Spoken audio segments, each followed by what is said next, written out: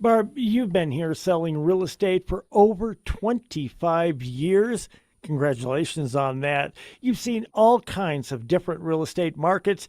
Now, the real estate boom seems to be behind us. Interest rates a bit higher, home prices are higher, there are more homes on the market, and buyer demand seems to have softened. How do people sell a home in today's uncertain market?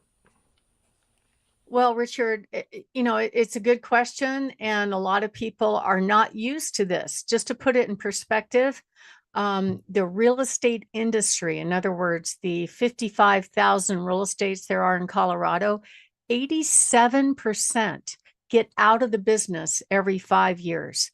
So there's not really any institutional experience hanging around too much for a lot of real estate agents, right? Many of them get in and out because a majority only sell a few homes a year, best case. So what happens when the market corrects? Anybody can sell a house when the market's flying high, watching the clouds go by. Stick it on the market. You can even use bad pictures and eventually it will sell. But if you need to sell at a certain price, or if you want to sell your home and you don't understand what's going on in the market, if you put your house on the market too high and then slowly walk the price down, it'll actually cost you more money than it would have had you put your house on the market at the right price in the first place. Every home seller wants the most money.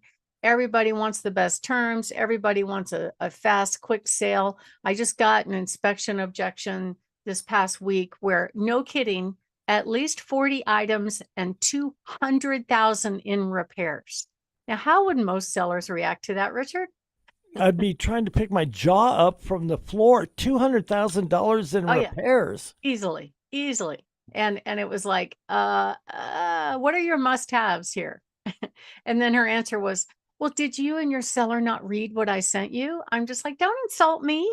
I went to college. Give me a break. You don't even have to go to college to learn how to read. So it was just not realistic. And I think some agents think that is how they articulate their value. They try to get stuff for their clients. At the end of the day, what they might get is they might get that buyer out of a contract and they don't get that house. Well, Not, and no, the list of items is designed to be nonfiction, not fiction. well, what bugs me is like they wasted time. They had 10 different vendors come out and do very detailed bids on, we want this and we want that. Give me a bid for this and that. But then the email requesting these 200,000 in repairs, I said, well, really, we're not going to use these contractors. We just want you to give us some money so we could do the work ourselves. So they wasted everybody's time, including ours. And, they may not get the house in that scenario.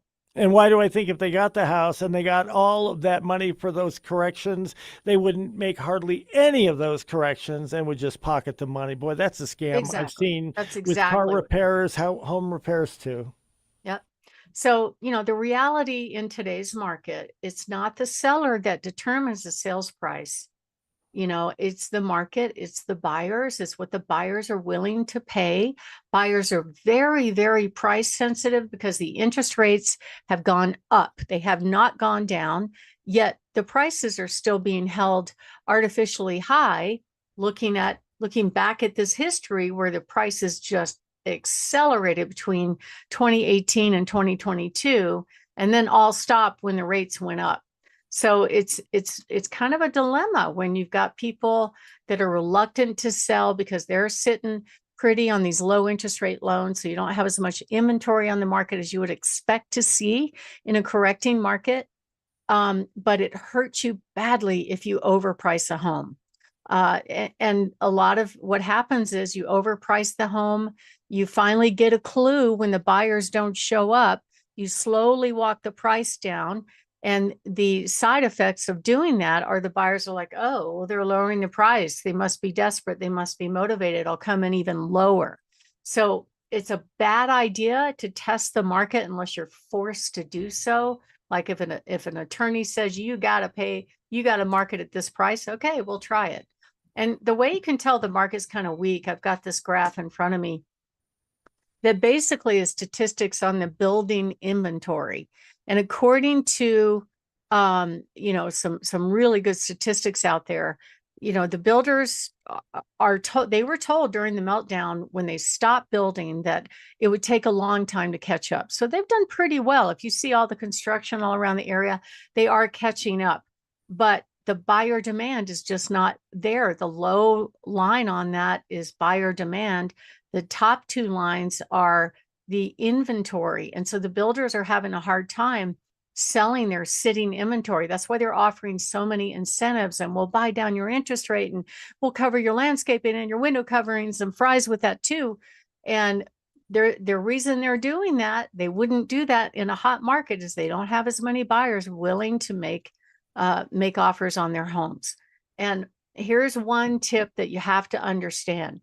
No amount of marketing in the world is going to offset an overpriced home. It doesn't matter how pretty it looks, how many videos you do, how many fancy pictures, it's not going to sell if it's overpriced. I hate to be that brutally honest, but I've sold well over 3,000 homes.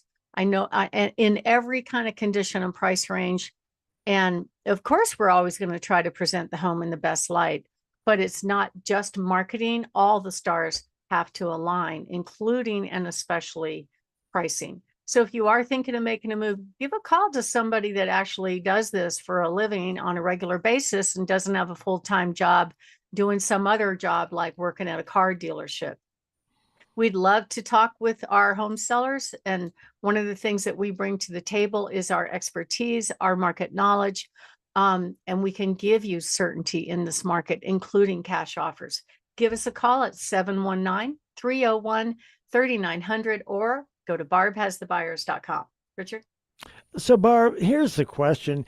How do the home sellers know if the home is overpriced? There are so many ways to set a price. How do they know if it's overpriced? The market is going to speak back immediately. Within 2 weeks, you will see very few showings. Buyers are not looking at the home online. You can see how many views and saves you have on many of the tech company websites. Buyers don't want to see it. The feedback is the price is too high. The feedback is, well, they're finding better homes. All those are clues that you're overpriced. There's a price for everything. I had a listing last year where it was pretty home, great lot. Everything was wonderful. We priced it here. We were getting onesies, twosies showings. And it wasn't until the seller systematically lowered the price to a point where we had a bidding war. And it wasn't below market. That was market value. When we got to a price point where 3 buyers at the same time said, I want it, I'm going to make my best offer. That's correct pricing. And you can tell by the demand, by the offer, by the showings, by the interest. So is this market different? Yeah, it's not the same as when it was, you really didn't have to make much effort to put a home on the market. But at the end of the day, it's all about price and nothing else. So you can't really, it's hard right now to look backwards and say, well, that home that's like mine sold for this price, why can't I get the same or more? It just doesn't work. And we are experts at doing that. So if you are thinking of making a move, give us a call, 719-301-3900, or go to barbhasthebuyers.com. We're going to take a short break. If you'd like to get in touch with Barb, that number is 719-301-3900 or barbhasthebuyers.com. We'll take a short break. When we come back, how homeowners are buying their next home before they're selling the current one. Happens all the time. Barb explains how it's done.